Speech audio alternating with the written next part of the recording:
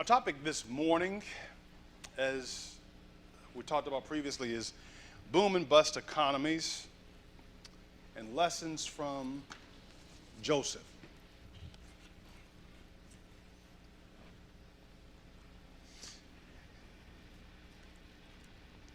In the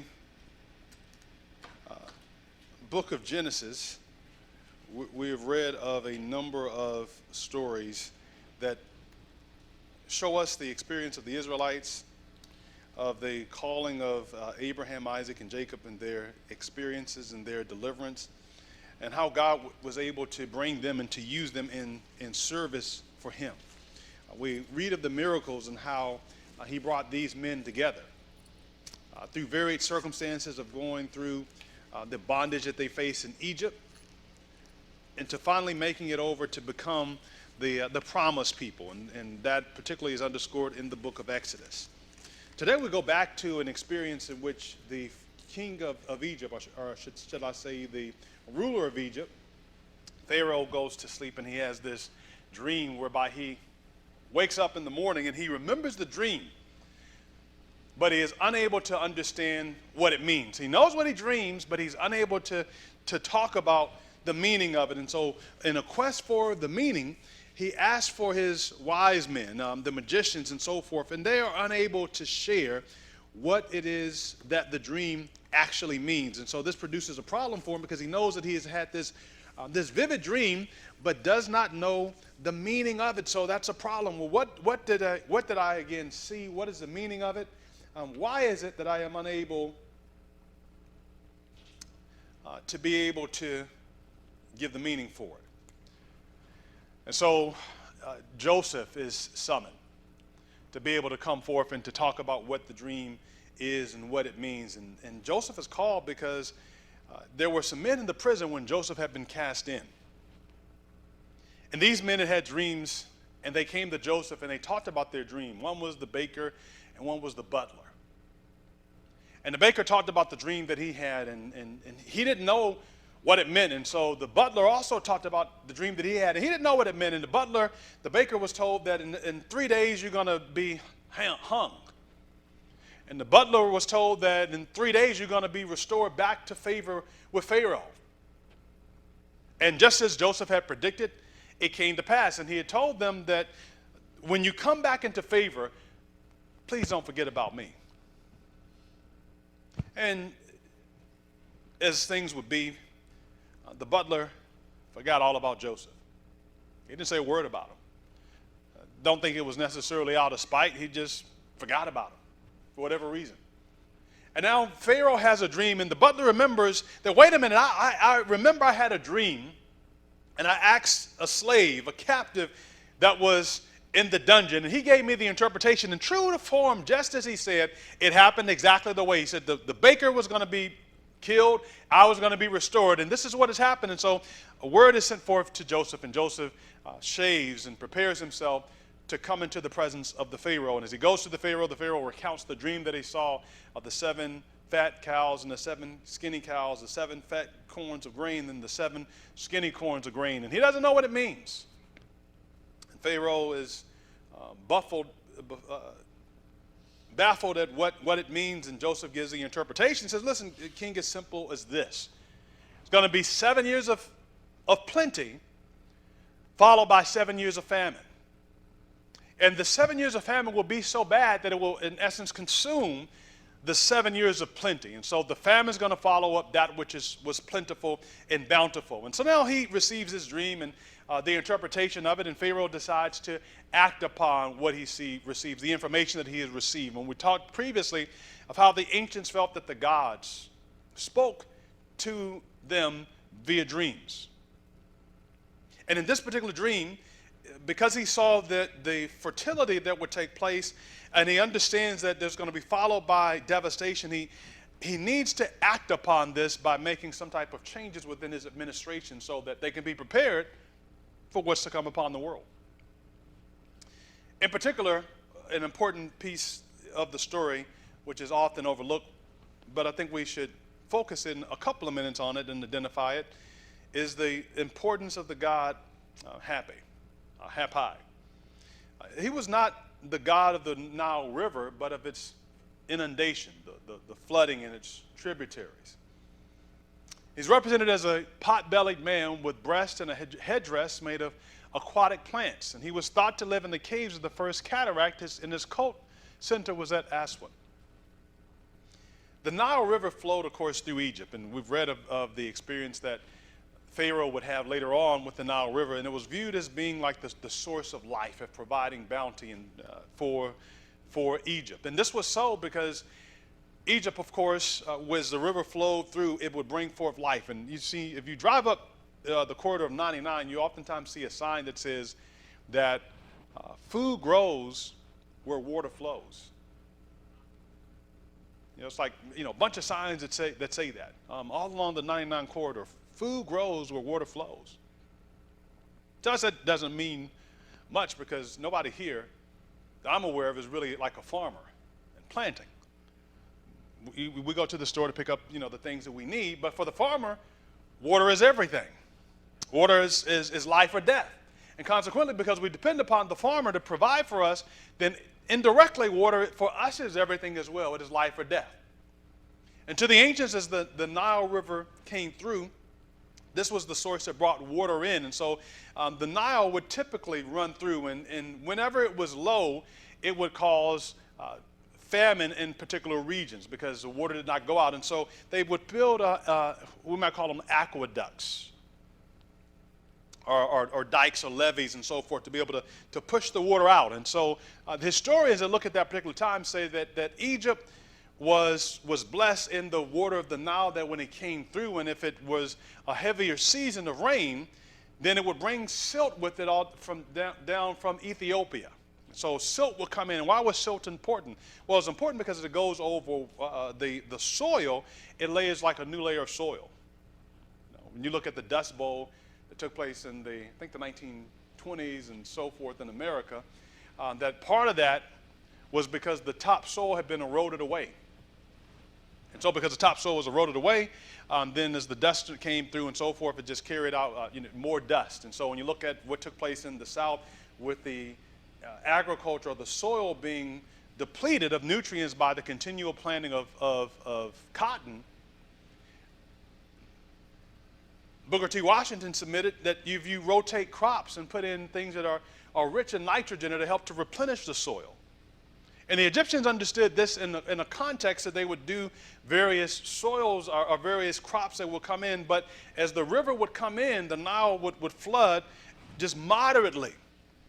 Then it would bring in water, and it would cover the land, and as it covered the area, it would then dry out, recede. So that around October, November, they were able to go out and to plant, and the ground had been worked. It would have been prepared supple. The Bible tells us, and you break up the fallow ground.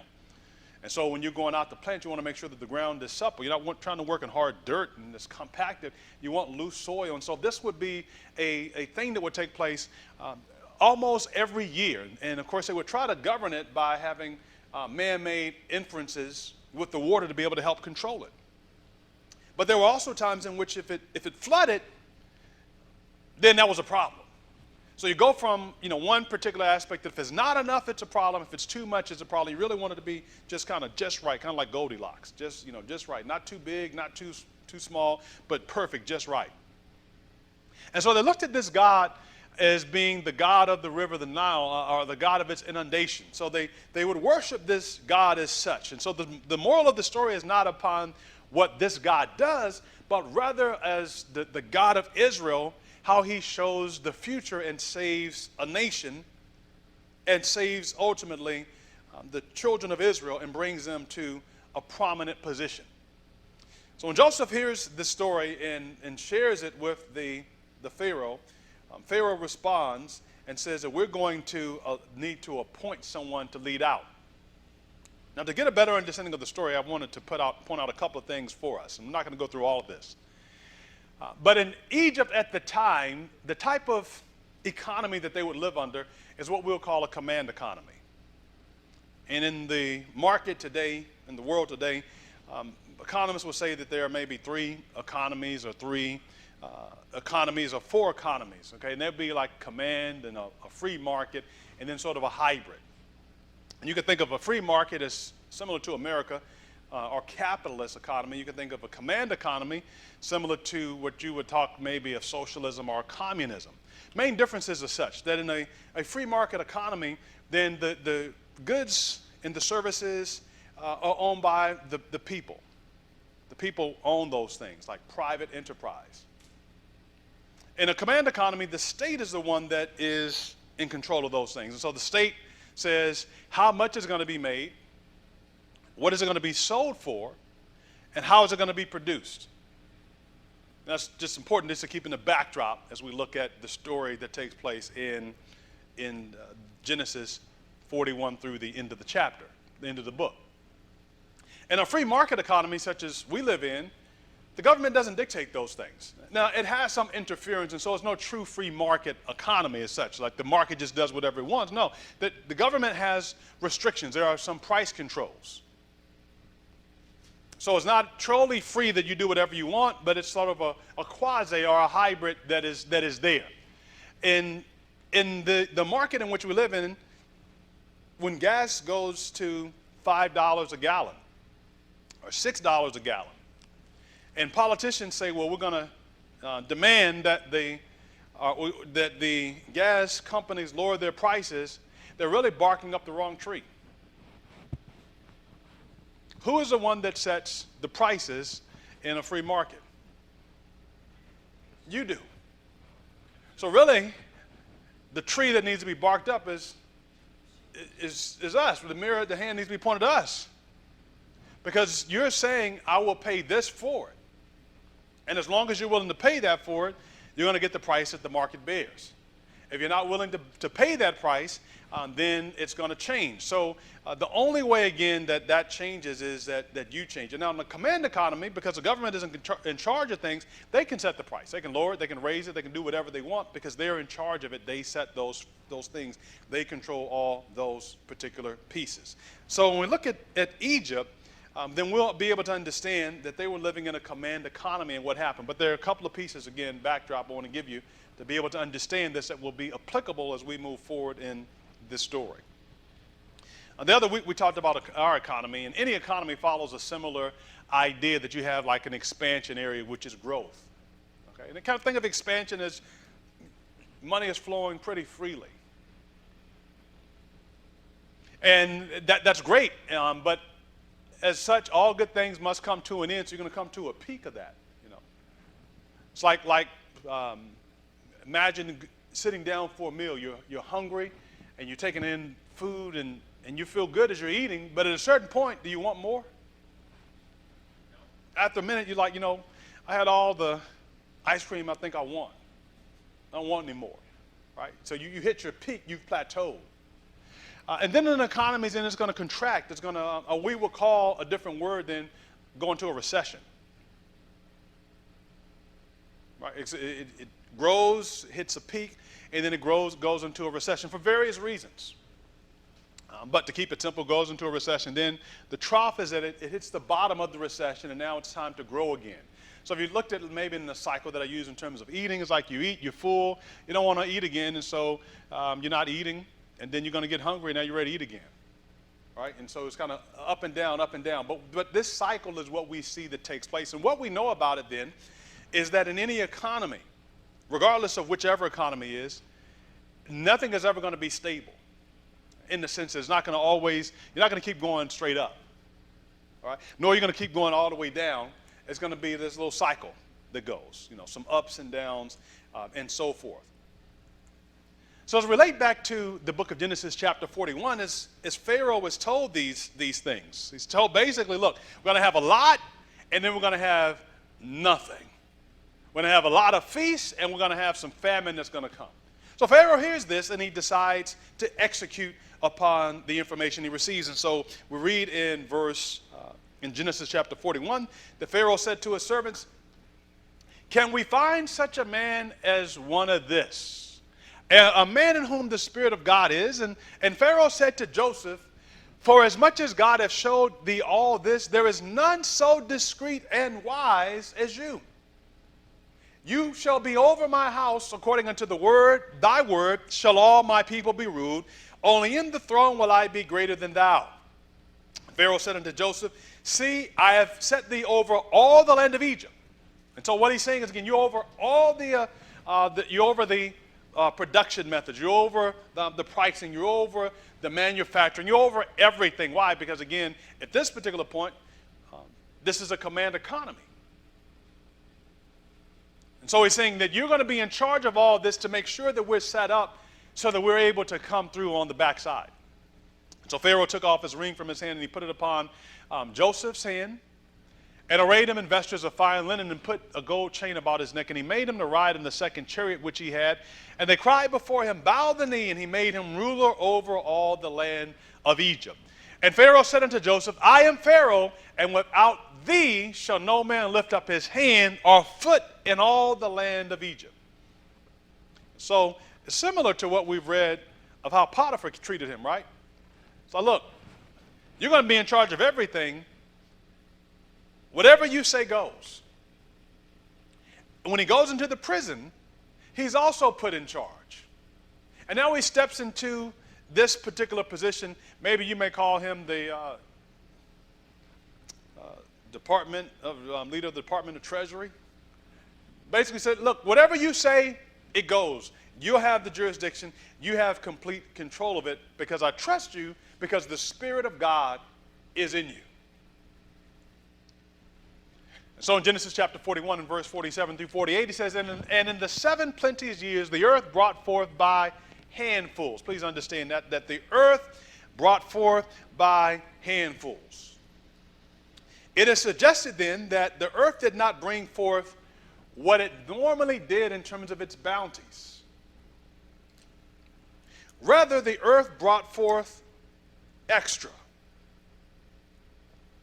The earth brought forth abundantly because God blessed them so. The earth brought forth by handfuls. And he gathered up all the food for how many years? For 7 years, which were in the land of Egypt. And he laid up the food in the cities. The food of the field, which was round about every city, laid he up in the same. So Joseph creates a plan. His plan basically is that, listen, we're going to be blessed. And I'm going to create a system of taxation, which you can read later on. Essentially, he said, I'm going to tax 20%. And I want you to bring 20% of what you have. You're going to bring it in for payment. And so if you imagine it this way, if the land brought forth twice as much as they had as an assumption, and they had to give 20%, how much do they have left over? That's correct. If you started with 100% and it brings forth twice as much and you return back 20%. So if you're not good with math, as I am, I'll walk you through. If you have 1 and you double it up, that's 2. Okay, that's 200. If you have to pay back 20%, 20% of 200 is 40%. So you take away the 40% from the 200%, you have left 160%. Okay, so is that a large sum to tax? 20% and you keep back 160%? No, it's not. It's not a large sum at all. So what he's saying is, look, your land brought forth all this, and I want you to give me just this small amount. And they do this for 7 years. And what is Joseph's plan in doing this, by the way? His plan is that someone needs to set up a system so that people might be protected and spared in the days of adversity. Now, let's face it. Everyone should have done the same preparation. Everyone knew that a famine was coming.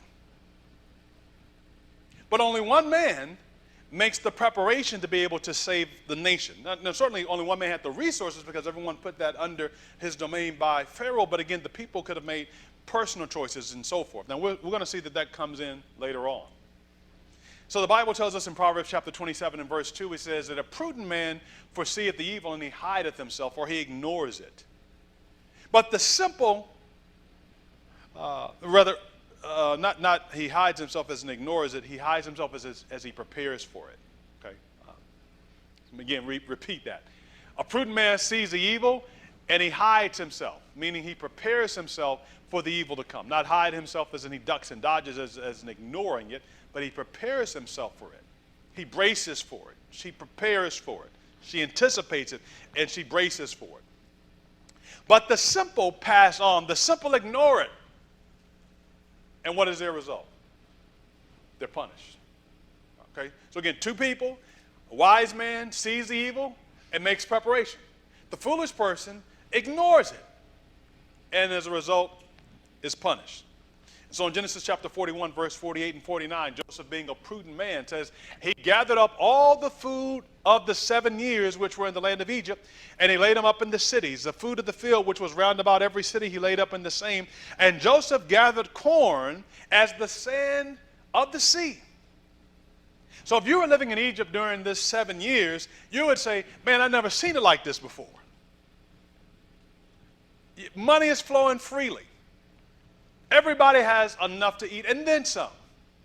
It's like the good times are here. You know, this is beautiful, this is wonderful, they are enjoying it all. It says that he gathered the corn as the sand of the sea very much until he left numbering, for it was without number. So in other words, there was so much that came in that after a minute they stopped counting it. That was the abundance of things that were coming in during this. So true as what God has said, they were being blessed, they're being multiplied, and all these things came in out of abundance. So we talked about it, but why didn't the other folks prepare? Did they believe Joseph and the word that he shared? Didn't they see the preparation that Joseph was taking, you know, constructing and setting up to be able to handle this? Were Pharaoh's words considered? Pharaoh said, look, set me out and find a man that is able to take this to task and to carry this out. Well, they didn't. I'll submit maybe that there are several reasons why they did not do anything. Perhaps some did not believe that the famine would come.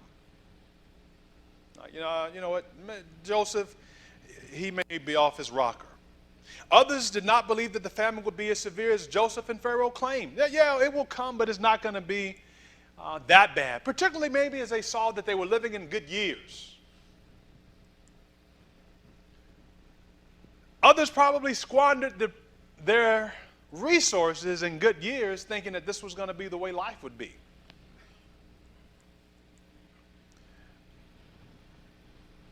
Others perhaps thought that what Joseph took of the 20% tax would be enough to cover them in the future and that would be enough to provide for them. There's certainly some applications that we're going to look at and talk about with it. For whatever reason, they did not prepare and they came up against an issue. In chapter 41, verse 55 and 56, it says, when all the land of Egypt was famished, the people cried to Pharaoh for what? For bread. And Pharaoh said unto the Egyptians, go to Joseph, and what Joseph tells you, do. And it says, and the famine was over all the face of the earth. And Joseph opened all the storehouses, and he sold to the Egyptians, and the famine waxed sore in the land of Egypt. Proverbs says that the prudent man, he seeth the evil, and he hideth himself, but the simple pass on and is punished. Due to the lack of planning on the Egyptians' part, they come and they begin to say, we don't have anything to eat. We need to provide for our families. And as a return, Pharaoh then tells them, go to Joseph, and Joseph is going to sell you what you need. So this tells us a couple things were taking place. And you can look at this in Genesis chapter 47, that this probably did not happen in the first year of the famine. All right, so we read the story, and sometimes we mean like, okay, year one of these events unfolded. Well, when you look at Genesis 41, 40 and 47 and so forth, these are not events that are happening like, okay, the year of prosperity ends and then you go into the year of famine. It's like, everything shuts down. In many respects, it'll almost be impossible because you had so much bleed over of things. So even without really preparing, they had been put into a position where they had many things. Many commentaries suggest that it may have been year 4, year 5, when things start getting a little tighter, that things begin to happen. You think about it here in California. We've been in a drought for, I don't know, better part of a decade. Now, in year 3, were people talking about water conservation? Year 2, were they talking about water conservation? No, we just figured, okay, well, maybe next year we'll get more snow in the Sierras. But we don't need to make any type of changes and so forth. And then as time has gone on, they looked and said, well, hey, we don't know what's going to happen. So we need you to cut back and make changes as such. And so in the Egyptians, what would take place then, this was not year 1, all of a sudden they didn't have anything. It's just, it's certainly less. But you're going to go through this period of drought. But they had different things, and so things are fine. But now as they begin to get tighter, they go to Joseph, and Joseph is told to sell them what they need, which tells us that they had money, they had resources to be able to buy. And so it's a simple free exchange. They come in, they have $5, they get $5 worth of corn, $5 worth of grain, and they're able to leave out. But because of their poor planning, they are now in a position where they have to come in to ask Joseph, but because of Joseph's proper planning, he is in a position to be able to assist them. And now it tells us in the story, and there was no bread in all the land, for the famine was very sore, so that the land of Egypt and all the land of Canaan fainted by reason of the famine. And Joseph gathered up all the money that was found in the land of Egypt and in the land of Canaan for the corn which they bought, and Joseph brought the money into Pharaoh's house. And when money failed in the land of Egypt, and now know that there's some people who use the story of Joseph to parallel to the mark of the beast, because they talk about money failing and so forth. But let's read the story, and then we'll be able to make a determination, well, is that true and accurate thus to make? It says, when the money failed in the land of Egypt and in the land of Canaan, all the Egyptians came unto Joseph and said, give us bread, for why should we die in your presence, for the money faileth. Did the money fail? What does it mean? Putting it another way, it meant they didn't have any money. This is not saying that the money was worthless, but they didn't have any money. We spent the money that we have. We don't have any. So the money failed. Not that they had bucket loads of money. Joseph's like, I don't want your cash. I'd rather have your livestock. No. The money that they had was gone. And so now they're being resourceful to try to figure out something else that they will be able to use. We call that bartering. So what do we have that we can bring that will be of value to you? It says, and Joseph said, give your cattle, and I will give you for your cattle if money fail. If you don't have any money, bring cattle. And they brought their cattle unto Joseph, and Joseph gave them bread in exchange for horses, and for the flocks, and for the cattle of the herds. And then for the asses, and he fed them with bread for their cattle that year. And when that year was over, they came to him the second year and said unto him, we will then, the second year, not the second year of the famine, but the second year after they got the resources. Okay? So not the second year of the famine. This is not year 2 of the famine. But this is the second year after they have come in. So essentially, they've been able to make it through the first portion. And now they go and they buy as opportunities have decreased, they buy.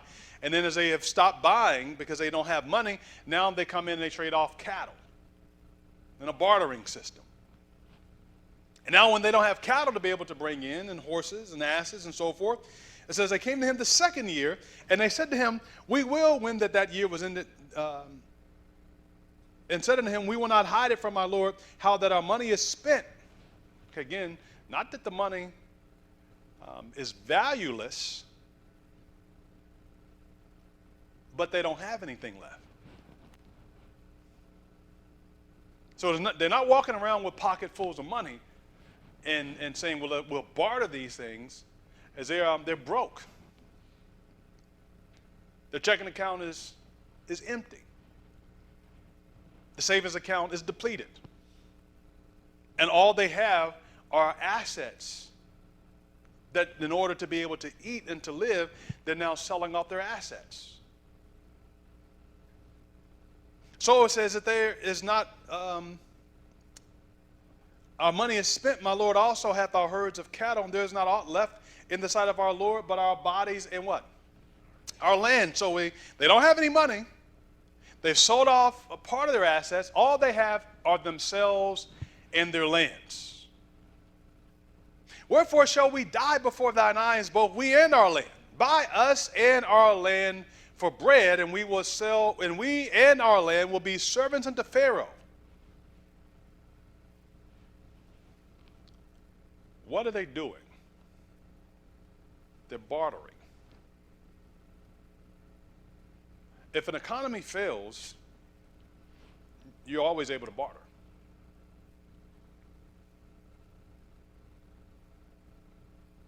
And bartering would be a simple case of it. Maybe I'm a farmer. I have food. Maybe you are, you're an electrician. You know how to fix things. And I say, well, I don't have any money, but I need to have my room rewired.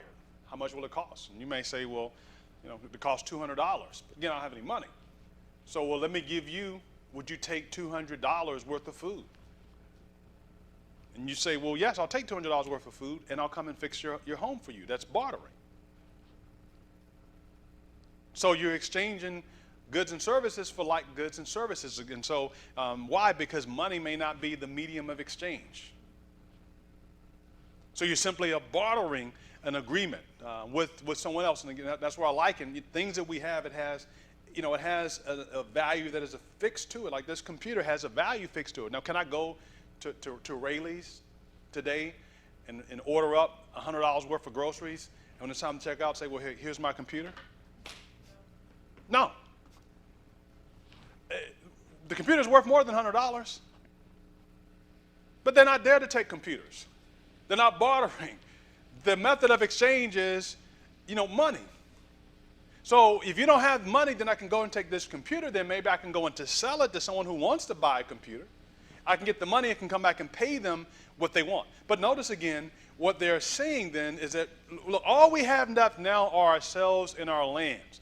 And so it says, and our land will be servants unto Pharaoh, but give us seed that we may live and not die for the land, that the land be not desolate. And so Joseph bought all the land of Egypt for Pharaoh. So that he buys their land because they have sold they're not forced into doing this. They sell their land to Pharaoh. Now remember, some years prior, everything was good.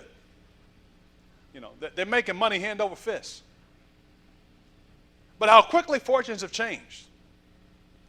And so because they have not prepared properly for this particular ordeal, now they're put into the straight places where they sold their land now to Pharaoh, to Joseph. And by the way, Joseph is not like taking advantage of them.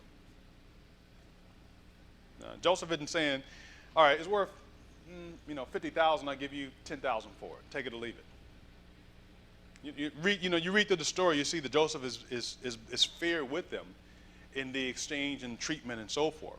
So he's not like undervaluing assets to be able to make a killing off of them. He's being fair with them in their suffering and what they're going through, but he's also conducting business. And so now they bring the land. It's okay. Well, I'll buy the land. And then when land is sold, then they say, well, we don't have anything but ourselves. And so they enter into servitude.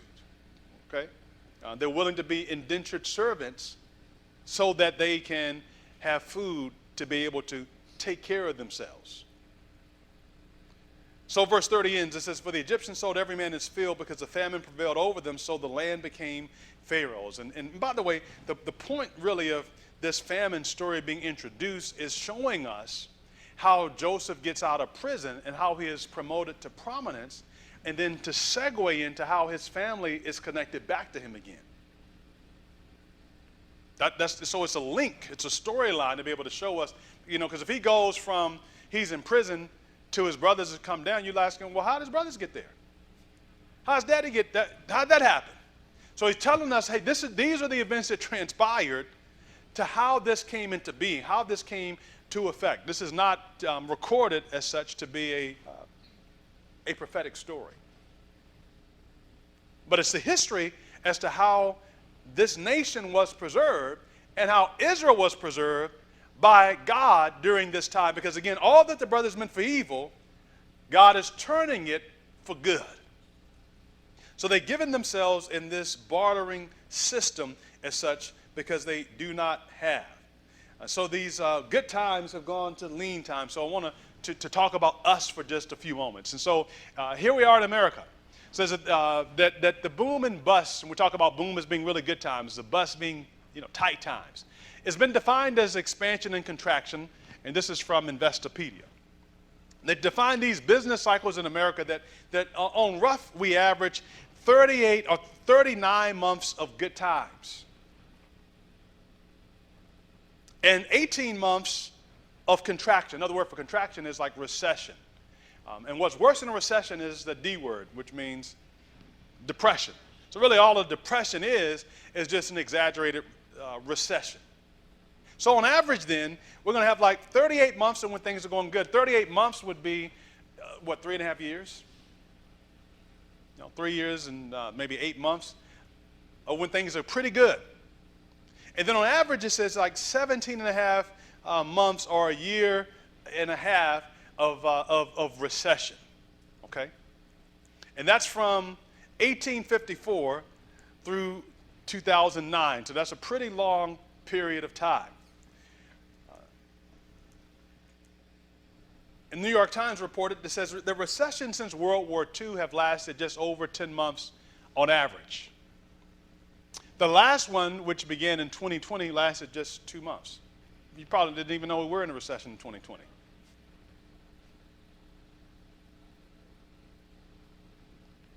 But yeah, we went into a recession in 2020. And what is a recession defined as? Well, when the gross domestic product is reduced and there's a significant impact on the economy for 2 consecutive quarters.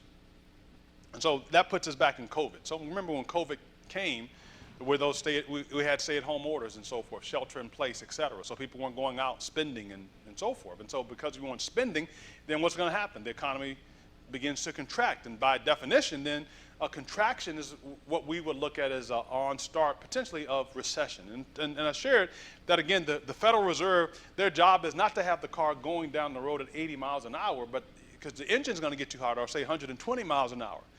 Maybe for a short period of time, you can do that. But you're not going to ride it just, floor it all the way for thousands of miles. You'll blow the engine up. So their job is to tap the brakes to try to slow it down. And in the news, then you have heard continually of the Fed is meeting and they're talking about raising interest rates. And so what is that saying? All that's saying is that, hey, they're trying to slow down the economy. Because when you raise interest rates, the byproduct is that people will then stop some spending and you change kind of some of the policy, monetary policy. So it slows up some of the exchange of money. That's kind of tapping the brakes. Okay, so the interest rates. So you think of it maybe in buying merchandise. And so before, if the interest rate was like 4%, now it's at 6%. That's going to deter some people from spending. Why? Because it costs more to borrow at 6% than it does at 4%. And then the impact from Wall Street to Main Street is that, okay, well, a credit card may go from 14% to 18%.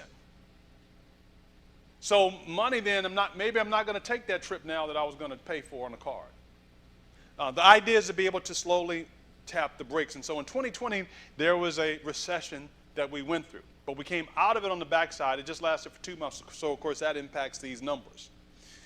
So the last 2 recessions highlight just how different things can be. The Great Recession lasted for 18 months and started in late 2007 with the bursting of the housing bubble and the resulting financial crisis. And the recession at the height of the coronavirus pandemic in 2020 went on for just 2 months, making it the shortest ever, even though the downturn was a brutal experience for many people. So the shortest ever was just what we experienced in 2020. So again, I titled it Good Times and Lean Times. So we know that, okay, there are going to be times that are going to be good, but then there are going to be times that are going to be difficult or bad. Consider this in Adventist homepage 395. You have you have been in a business which would at times yield you large profits at once. Maybe if we use a different definition, we could say it's like a boom, right? You've been in a business in which at times would yield you large profits at once. After you have earned means, you have not studied to economize in reference to a time when means could not be earned so easily. So let's maybe use some of those working definitions that we talked about, all right?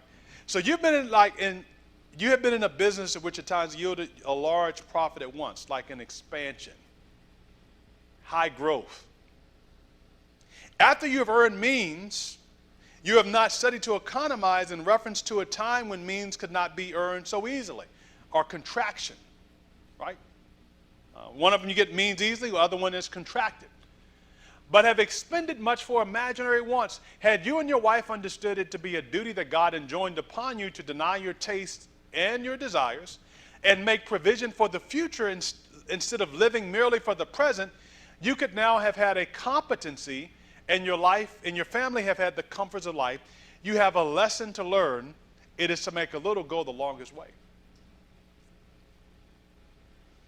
In other words, because you had so much now, you didn't think about the future in which things might be difficult. And so when the future comes and it presents difficulties, now you're in the straight place. Remind you the story of Joseph? Well, maybe so. We talked about that up and down cycle and so forth. And I put in here just some years ago, and you may remember, some of you probably don't remember the phone on the right. And the picture's not the clearest, but if you can see, you remember that was the black.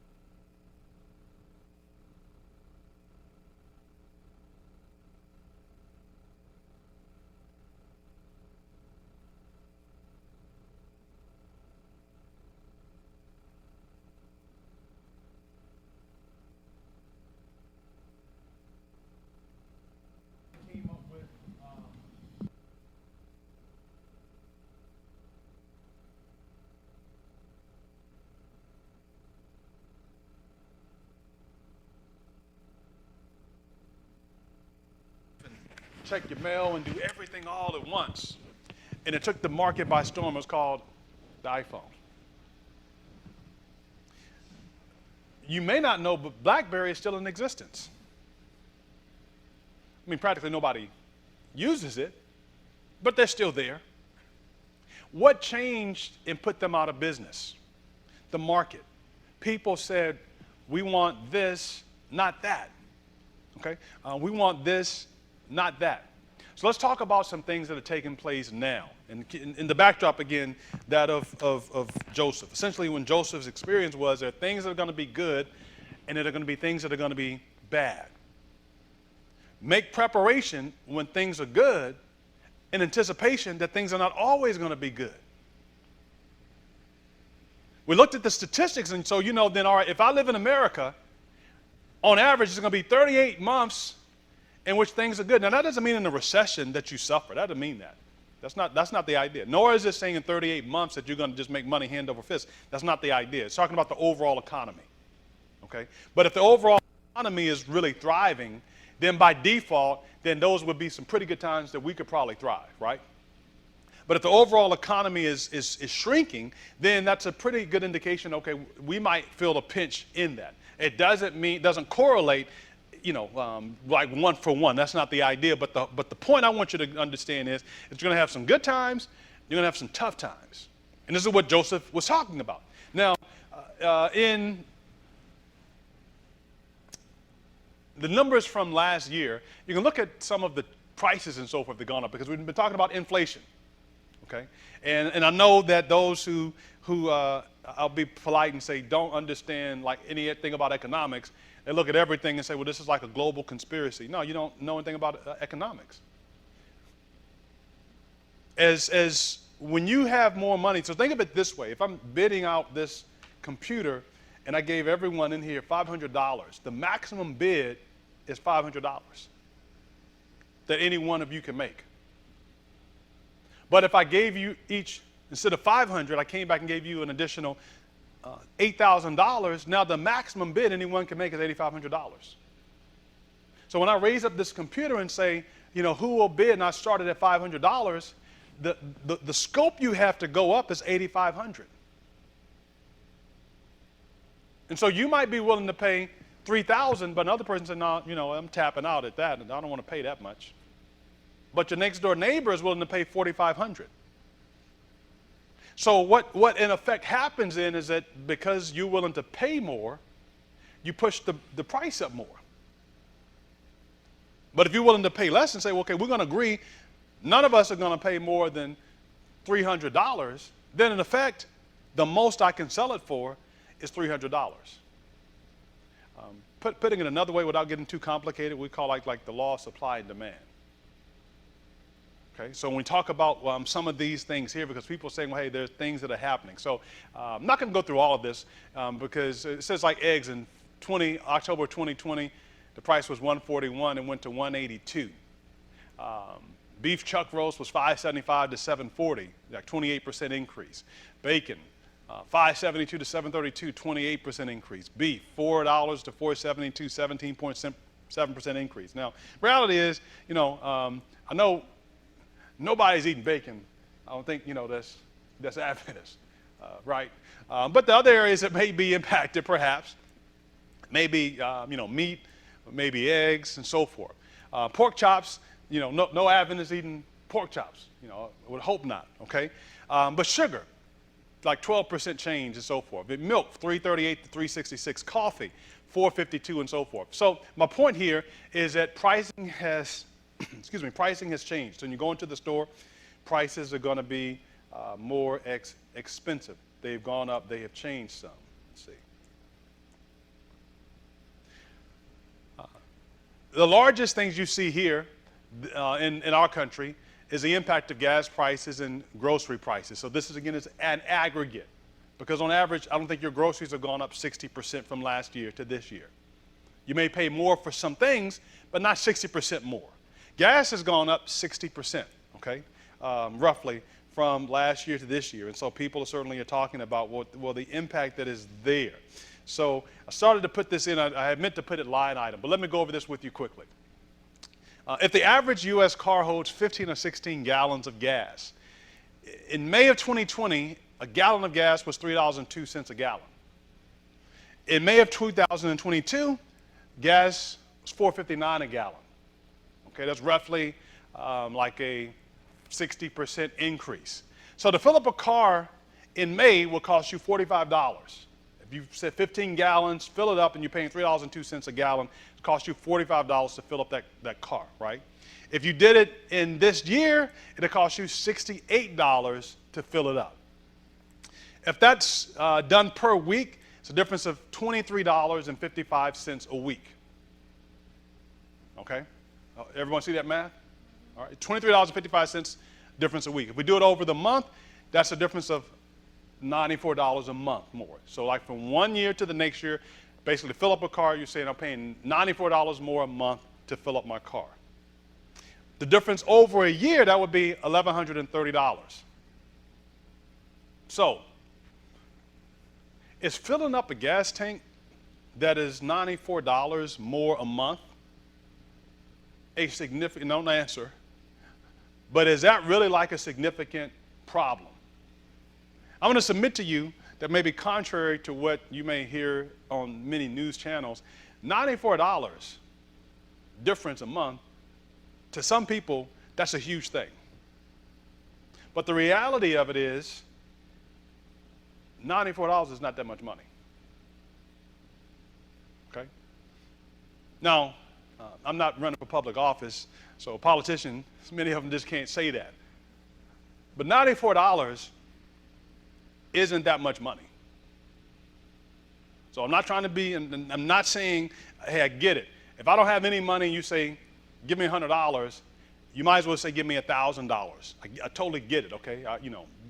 Been there, understand. Can tell you stories of like, okay, man, I don't have another $10 left. You have no money in the checking account. I can, tell the story of the car being on E and the light on, and you don't have any money to be able to put into the tank, okay? So I'm not, getting $2 and, pulling up to the station, how much you want? $2. This is, gas like what, 75 cents a gallon, something like that. Or putting in $1. So I totally get it. So don't misunderstand the point. But the bigger picture, though, is really, truly, $94 that's not going to make or break your world. It shouldn't. $1,000 at the end of the year shouldn't make or break your world. Like, meaning if you had an extra $1,000, that's not like, okay, this is going to be life-changing. If I pay $1,000, it's not going to be like this is going to be life-changing.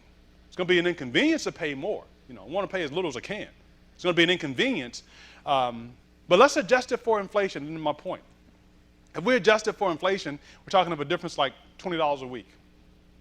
Because again, remember, when you're looking at numbers, the number that you look at for the previous year, it has to be adjusted for inflation. Because your dollar is going to be worth more as time goes on. If I adjust it for inflation, and that's a difference of $77 a month, or $930 for the year, okay? Now, when I put it this way, it may not seem that bad when you say, okay, well, gas prices are higher. Because the reality is, just on an average, now if you do fill up twice a month and 3 times and so forth, that's going to multiply the numbers. I'm not trying to hide anything. It's going to multiply the numbers. You fill up 3 times, then you're going to take that number, you're going to multiply it by 3. Okay, I paid $3,000 more in fuel costs this year and so forth. But here's where we end up getting into problem.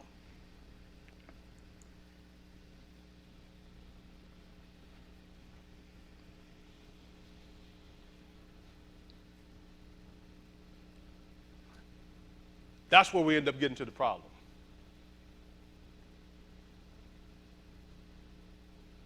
And if there's a way then to be able to understand, to identify with our man here, and we can relate to him. Because then when, if the gas goes up 5 cents, if, the whatever went up incrementally, it's like, okay, that's putting a pinch on. Not saying that you want to pay and you want to keep as much money as you can. I get that, I understand that. But when I'm living a little loosely like the Egyptians were, and then those things come up, it makes it a little tighter. Now, you may say, well, hold on, you don't understand and know I'm trying to do the very best I can. I think if we're doing the best we can with our financial situation, I know God is going to bless that. But when we're making poor choices with our financial situation, then we put ourselves, God will still help us, okay? He's still going to be merciful to us. But we feel the pinch more, okay? Proverbs chapter 6 and verse 6 through 8, it says, go to the ant, thou sluggard, and consider her ways and be wise. They don't have anybody ruling over them. They don't have a chief or an officer or a ruler. But she prepares her bread in summer and gathers her food in harvest. Maybe paraphrasing it a different way, then she is preparing then for a time in which things will be lean, while taking those things which are advantageous and making preparation for the future, because things will certainly change during that time. So when we go back to Genesis chapter 48, and then we're closing, Genesis 47. Part of that preparation then is to be able to see. So with things changing, and with inflation, and to go on record again, prices are going to go down. Already you've seen prices go down at the gas pump. All right. Once the summer is over, it's going to go back down lower. Why? Because the demand is not going to be as great. People won't need it as much. So the demand's going. So when your demand decreases and your supply stays the same, then prices are going to drop. Okay. If demand decreases and the supply decreases as well, then the price is going to drop. But it's the individual preparation. So then we know from the acumen of a Bible believer to know, okay, Bible wisdom then, if I'm putting myself in Joseph's story and being able to understand Joseph's story, they're preparing for things. So if we put ourselves in back now to this situation, this inflationary period is going to end. Now, what many economists are predicting is that we will probably very likely go into a recession. And so no one knows that for sure. I mean, you can pretty much time it out and say, all right, it's about time for a recession based on, if you're just using like simple math and say, well, 38 months good, 15 months, you have that cycle, then you pretty much can time it out and know it's about time then for a recession based on these numbers coming up here. But it's not a crystal ball. If you were that good forecasting, then you would be on a bunch of TV shows giving, talkings and so forth. So nobody is that good, right? But the idea, though, to be able to take away from it is that there are going to be ebbs and flows.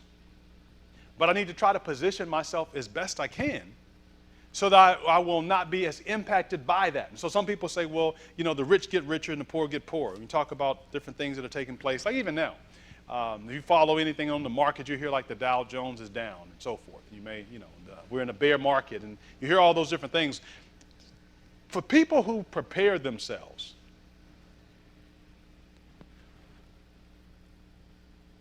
that becomes an opportunity for you to better position yourself for the future. When the Egyptians did not have the resources to be able to essentially pay their bills, Joseph said, I tell you what, I'll buy your house at a fair price. I'll buy your lands at a fair price.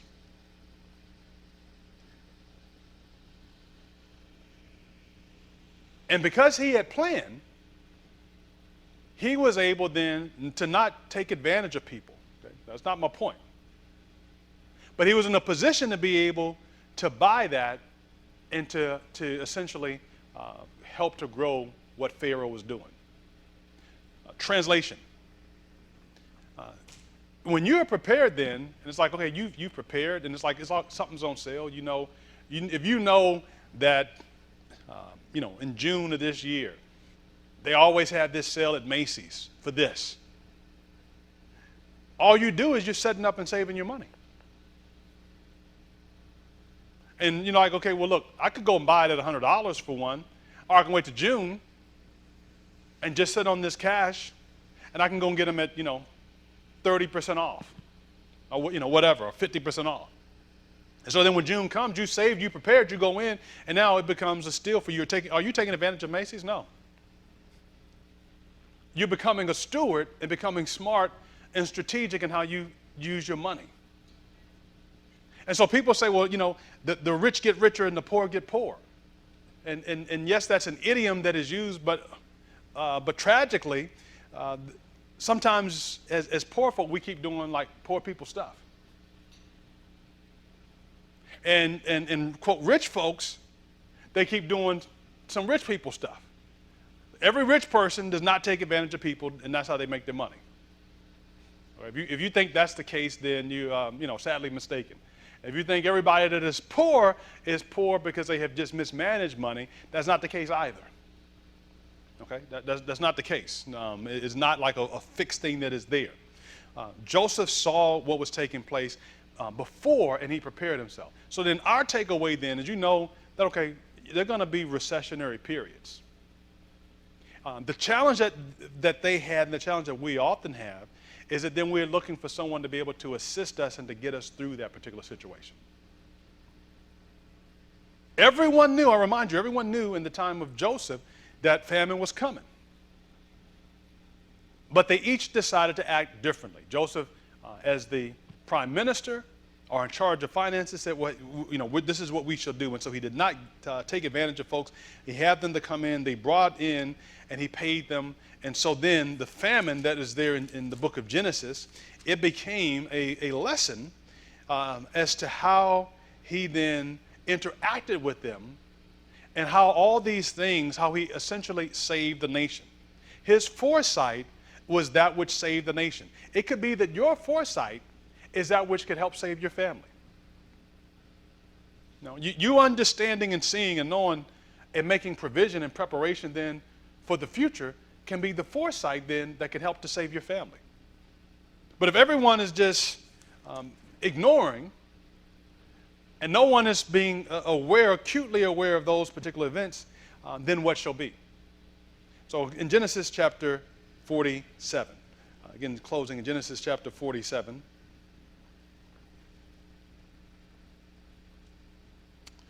in verse 23. It says, Then Joseph said to the people, Indeed, I have bought you and your land this day for Pharaoh, and look, here is seed for you, and you shall sow the land, because they were now indentured servants. And it shall come to pass that in the harvest that you shall give 1/5 to Pharaoh. 4/5 shall be your own, as seed for the field and for your food for those of your household, and as for food for your little ones. So he's prepared, and then he turns and says to them, you may go back. I'm going to give you seed to go back and to sow. You go back and work the land. And of what you work, then I want you to return back how much? 20%. Now again, you would ask, is this fair to return back 20%? Yes. He's not trying to gouge them. You return back 20%, and then you keep the 80%. And so they said, you have saved our lives.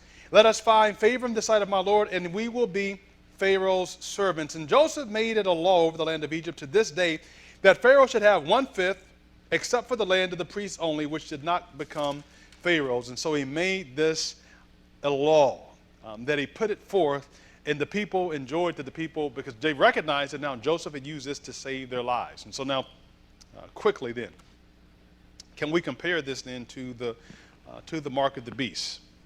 Well, in the mark of the beast, the decree is made that no man can buy or sell save he that received the mark of the beast or the number of the beast or the number of his name. In the story of Exodus, Egypt made preparation to be able to support people. This is not preparation for their demise. This was preparation to be able to assist them. When they came in saying that, hey, we need food, he just said, sell them food. They don't have the money to be able to buy, then they worked out a different arrangement, bartering.